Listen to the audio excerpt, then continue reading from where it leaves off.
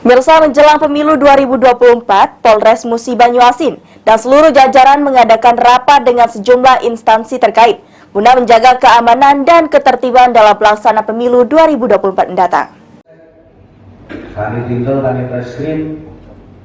Untuk menyamakan persepsi dalam upaya menjaga keamanan dan ketertiban pelaksanaan pemilihan umum 2024, Polres Musi Banyuasin mengadakan rapat dengan seluruh jajaran dan instansi terkait lainnya di Aula Haji Alek Nurdin Polres Musi Banyuasin dengan tema Koordinasi Eksternal Operasi Mantap Brata Musi 2023-2024. Acara ini dibuka langsung oleh Wakapolres Muba Kompol Malik Fahrin Husnul Afik selaku mewakili Kapolres Muba AKBP Imam Safu.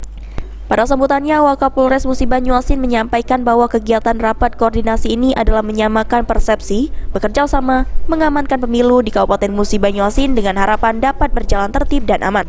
Sesuai dengan apa yang diamanatkan oleh Undang-Undang Nomor 2 Tahun 2002 tentang Polri, bahwa tugas pokok Polri adalah sebagai aparat Harkam Timnas Pemilihan Keamanan dan Ketertiban Masyarakat sebagai pelindung, pengayom, dan pelayan masyarakat.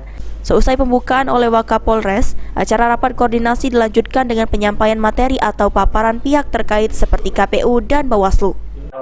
Sudah susun bahwa hari ini kita mengadakan rapat koordinasi dengan KPU, dengan Bawaslu, dan instansi terkait seperti Kejaksaan, TNI, Satpol PP, dan kita juga mengundang dari internal kita seluruh Kapolsek karena mereka lah yang ujung tombak nanti untuk pengamanan, dan Kanit Intel maupun Kanit Reskrim selain PJU. Ya, isu apa saja yang krusial kita bicarakan? Ya, betul.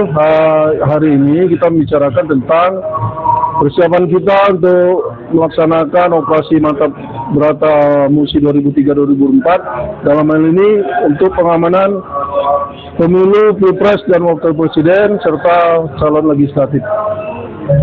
Untuk hari ini khusus itu, nanti untuk tahun depan kan disambung dengan Ruzi Iskandar, PAL TV.